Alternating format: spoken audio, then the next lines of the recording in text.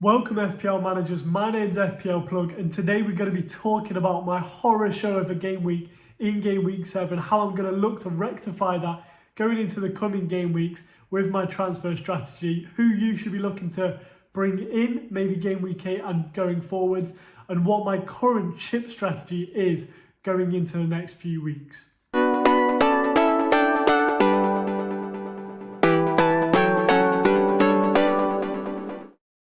Right then, let's talk about it. What an absolute horror show of a game week this was for me.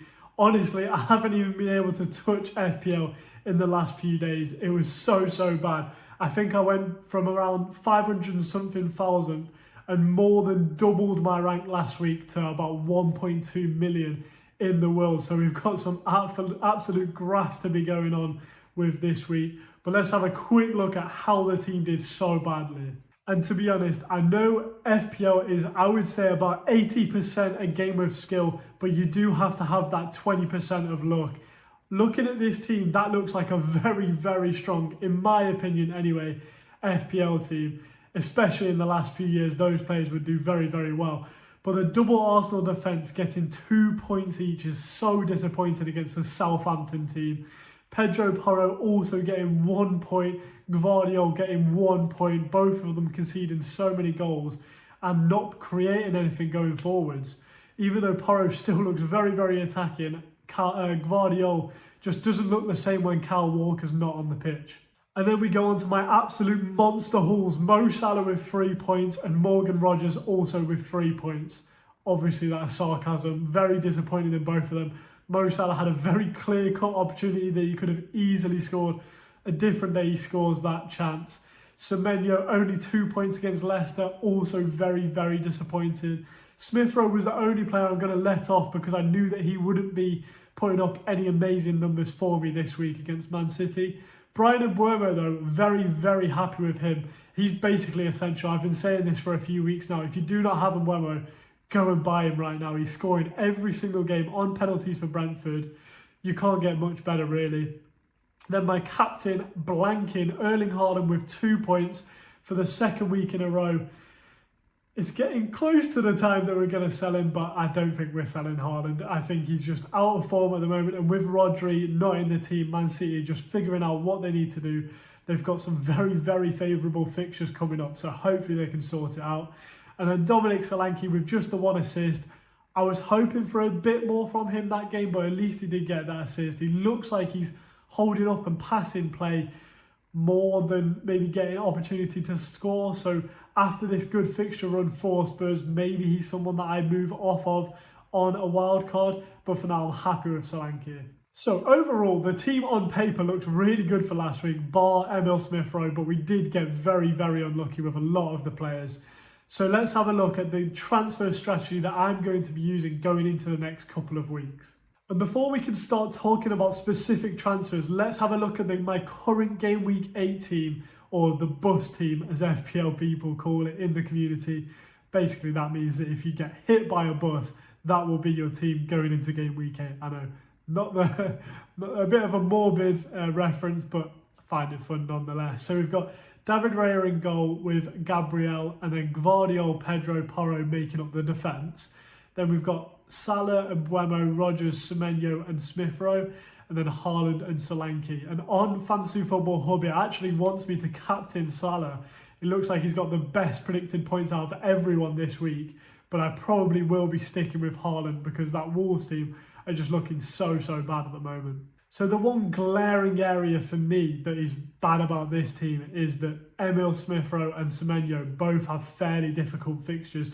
And on my bench, I do have Robinson, who also obviously has that Aston Villa fixture, which for me personally is not a good fixture, especially for a defender. So with Semenyo also playing Arsenal and then obviously Smith Rowe playing Aston Villa, I think I'm going to need to make at least one transfer this week. And this is where I will admit I think I made a slight error last week, not just going for this move. So what we were thinking about last week was Robinson to Lewis, Rico Lewis, but we weren't sure whether Lewis was going to play or get any game time that week.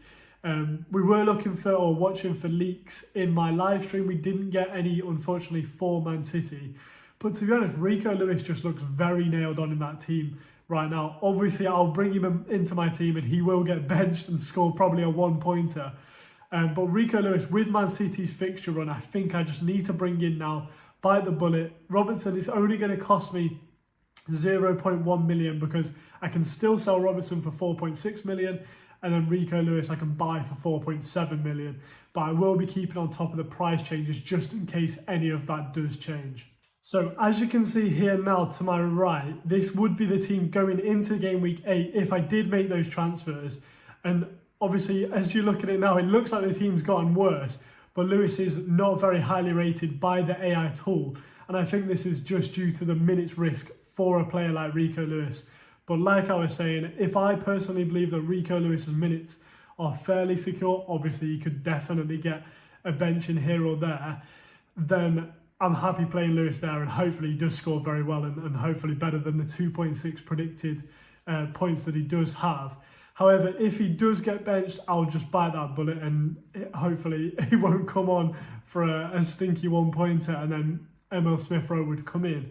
But my benching dilemma basically is who to bench out of Emil Smith-Rowe or Semenyo. Semenyo's obviously got Arsenal at home, whereas Smith-Rowe has... Who does Smith-Rowe have? Let's have a quick look here. Has Aston Villa at home. So both fairly difficult fixtures. Arguably, Semenyo has the worst fixture, but with Smith-Rowe being benched last game week, I think I'm just going to go with Semenyo and just hope that he can do something against that Arsenal team. Or if he does, then obviously my Arsenal defenders will not do very well. But if he doesn't do very well, then my Arsenal defenders will do, hopefully, a little bit better. So hopefully a bit of a win-win situation there and also a little bit of a lose-lose. But if it ends 0-0, then I get some points for Semenyo and also really good points for my Arsenal defenders. But this is one that I would definitely want your takes on. So if you're still watching this video right now, let me know down in the comments who you'd be benching out of Semenyo or Smith-Rowe. Or if you have any benching dilemmas of your own, let me know down in the comments and I'll see what I think. Finally, let's have a quick look at what my chip strategy could look like for the remainder of this season. So obviously we've still only had 7 game weeks of the season. There's still 31 more game weeks to go. There's lots and lots that will happen. So 1, don't worry about your rank too much right now. But 2, you should be thinking about what sort of chip strategy you'd like to use. So as you can see here, I am really highly thinking about using my triple captain chip on Erling Haaland come game week 9. So as you can see here, Erling Haaland has Southampton at home in game week 9, and Fantasy Football Hub are actually predicting him to get 9.2 predicted points. And I believe this is the most out of any player that's predicted so far or going forwards in the season. I believe the Ipswich game was the first most predicted points, and obviously he did very well there, and triple captainers did very well there, 4 points for Haaland.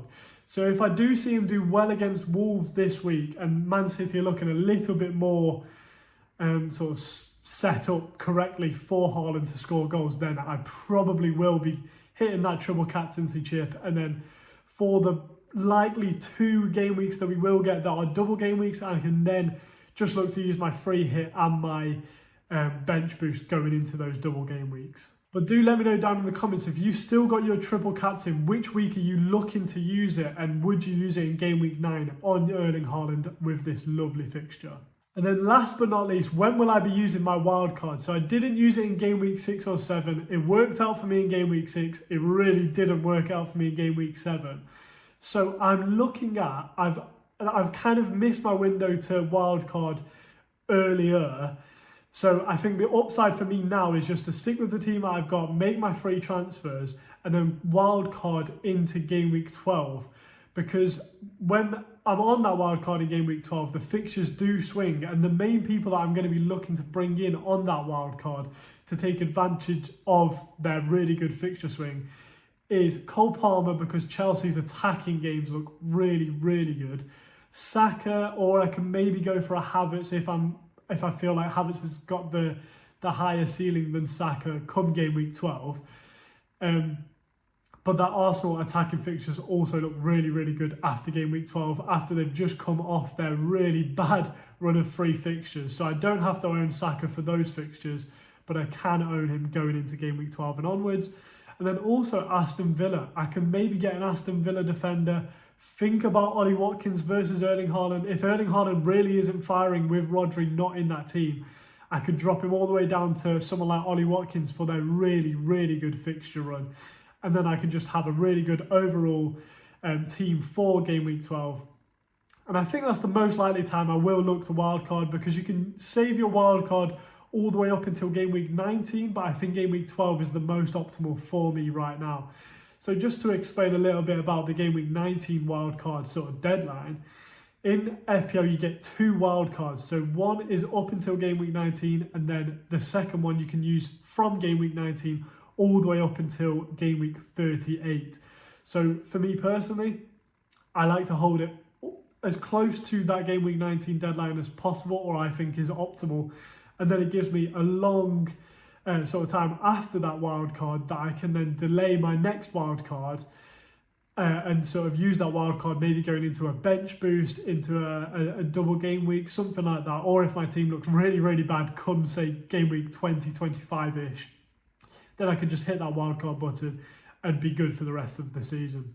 But let me know down in the comments what your wild card strategy is, and if you have any other random chip strategy plans or just chip strategy plans that you think I should know about that I haven't mentioned in this video.